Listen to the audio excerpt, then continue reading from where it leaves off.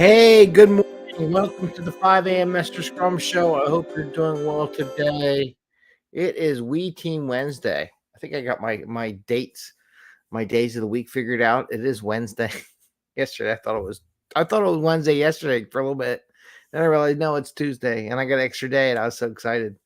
Anyway, I just want to welcome you to the show. Today I want to talk about a little bit about team coaching and coaches. You got to bite your tongue, or I bite my tongue. Sometimes it hurts.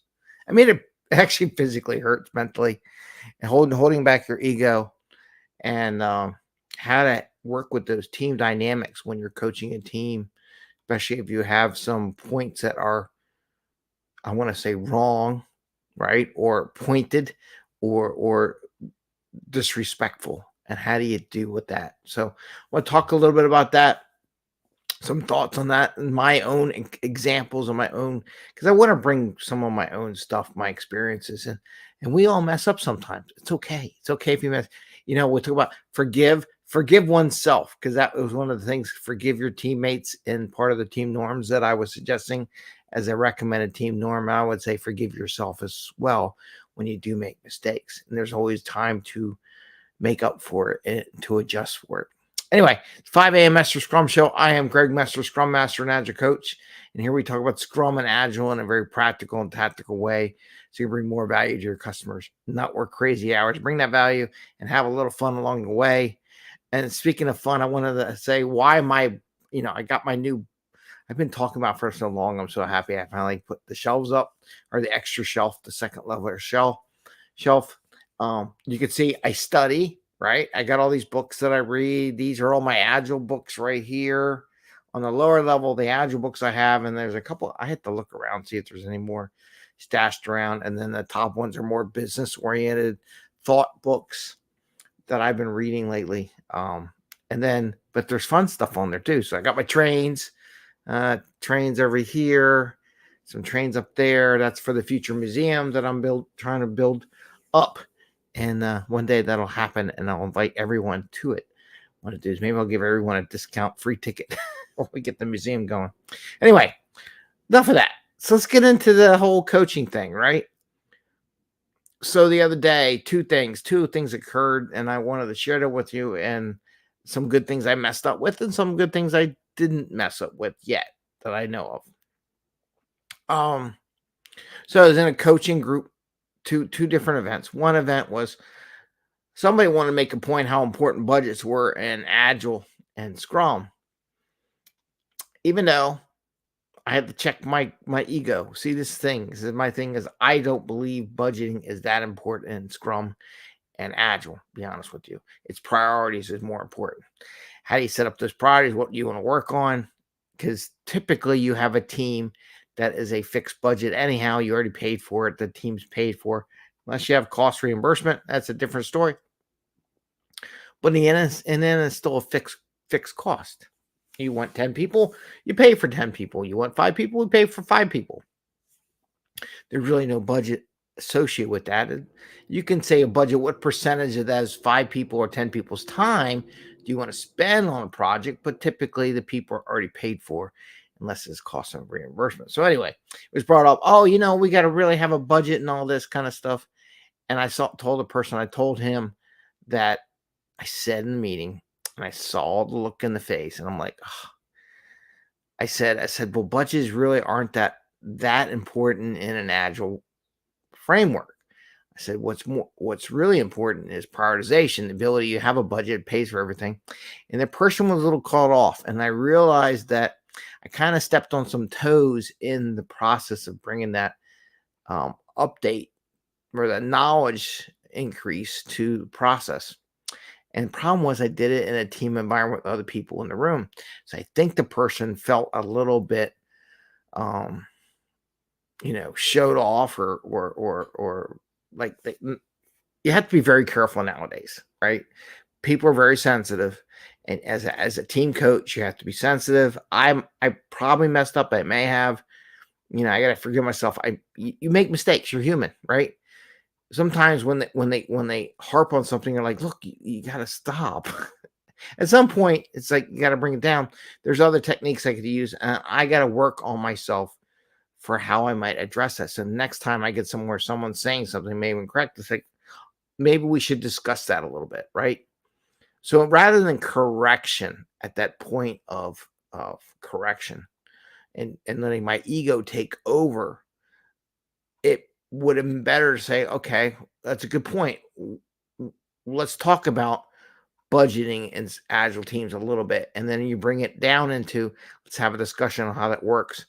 And you're bringing up, I know there's a time limit and taking up people's times. And sometimes you get frustrated on the agenda and the facilitation, and you want to get the team through all these discussions and everything like that. But sometimes you got to stay in the moment or keep your mouth shut, bite your tongue.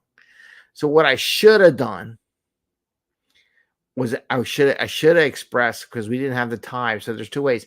If you have the time, then you can talk about budgeting and agile. If you don't have the time, you say, that's a great point about budgeting, and I think we can have a longer discussion with that in a group setting, so everybody can learn about budgeting and agile, right? And that would have cut off the conversation, right? It would acknowledge the point that was made.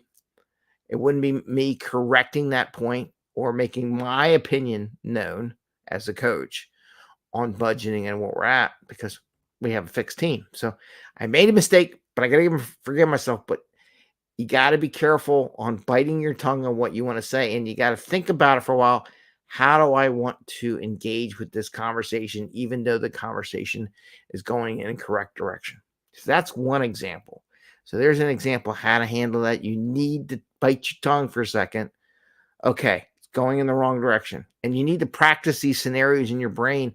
And I need to practice these scenarios on teams. That's why I like coaching teams as well as doing classes and writing stuff and commenting and doing this stuff here, because it keeps my game alive, right? Now, the other point that you have to be careful of, and I think I did okay in this event, someone wanted to make a comment and put me down, me as the coach, disrespect me as a coach or whatever, or act like I don't know anything, even though I have 35 years of experience doing this stuff. And I kind of want to go, dude, I've been doing this for 35 years. I know what it means. And the person made a reference to, oh, why don't you go look it up in the dictionary? Oh man, my blood pressure, if you knew my blood pressure, just went right through the roof on that one. But I bit my tongue. I didn't respond. I didn't go like, I know what the F it means. You know what I mean? I said, the purpose was when I asked the question, I wanted you to do something, or you need to do something with the team. That's why I brought it up. I don't need clarification. I didn't ask the question like, I don't know what the word means. I'm not my son who's in 5th grade, right? So, but I bit my tongue. So that place, I properly did it and didn't respond to the shot that was taken across the bow. Now, do you leave it at that? No. Do you bring it up in a team setting and say, what the hell was that? I didn't appreciate that. No. You know what? You let it go. You let it go off the back, let it roll off your back and go. But you do need to follow up. And that's something I am doing. I'm going to follow up with the person with the one-on-one and have a discussion and find out what this angst is between him and I, right? And find out where this is going. And I got a feeling they don't like change, that they're taking it out of me and this and that and stuff.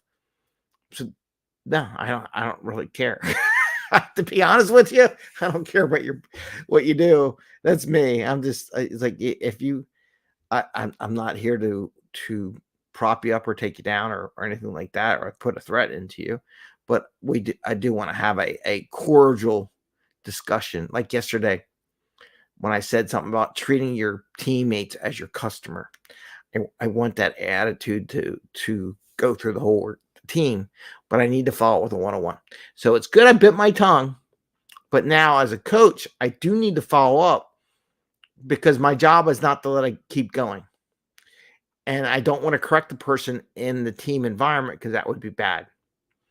But I do need to meet with them one-on-one and be brave enough. This is the tough part. Now, this is the tough part. I'm going to tell you. So there's two tough parts. And the one tough part is biting your tongue and holding your ego back, right? They may insult you. They may call you something. They may not know something, and your ego is telling you, you need to correct it right now. You don't need to correct it right now. You don't need to correct it in the team meetings. I remember I make mistakes. Sometimes I do correct things, and I got to follow up with them and do a better job at correcting that.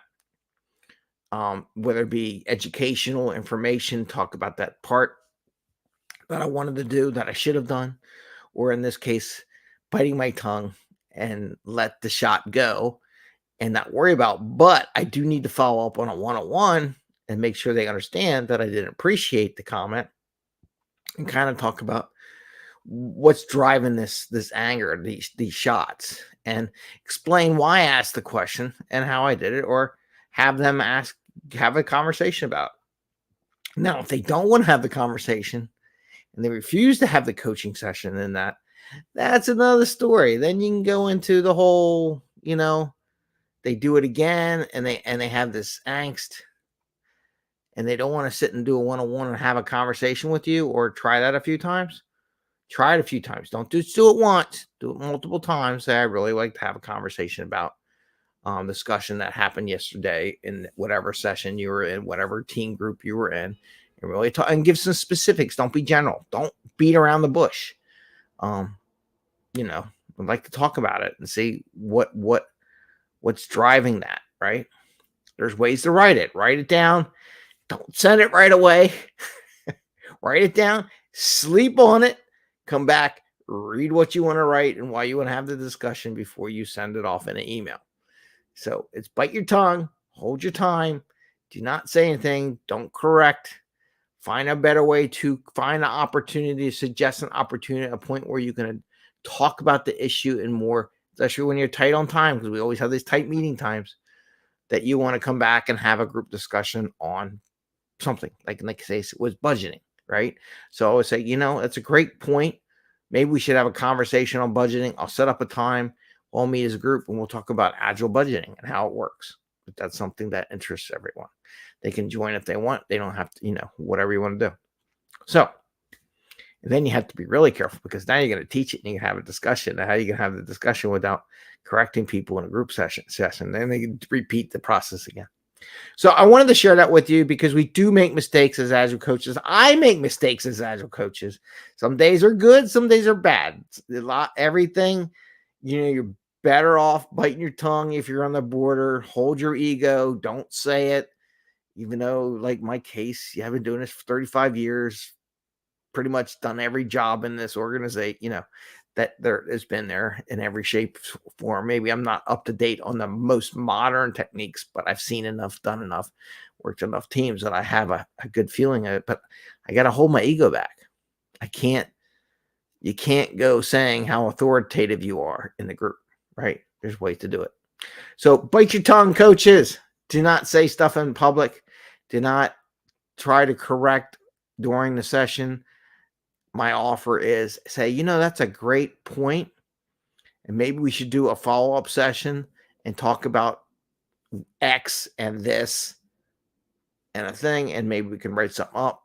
Maybe you can produce a paper and we'll work together on it. We'll talk about it as a group. We'll do a pitch together or something like that. Promote their thought process.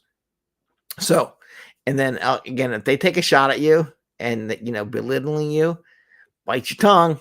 Follow up, write your email that you want to have a discussion or engage with them one-on-one. If you have a good enough relationship, usually when you have those people that bite at you, you don't have a good enough relationship, which I acknowledge. Just write the email, sleep on it, then send it to set up a meeting to talk about the issue. Okay. Don't invite everybody in the brother. Do not invite their bosses, have that discussion. So it's a one-on-one to build that trust between the two of you. With that, I want to say, have a great day. Happy scrumming. I'm going to try to release something tomorrow from an interview perspective. I got a couple people I'm trying to get together. And then next week we have Carl Freiberg. He's going to talk about goal setting. And I am going to do a webinar on using OKRs to help manage your goal setting for yourself in an agile framework and how you can do that. So I'm going to introduce that. I'm going to do a webinar. It's going to be a couple hours. I think in the next month or so, I'm going to do that. It's part of the new quarter so people can practice and prepare for it. And we'll see. Okay, everyone, have a great day. See you tomorrow. Take care and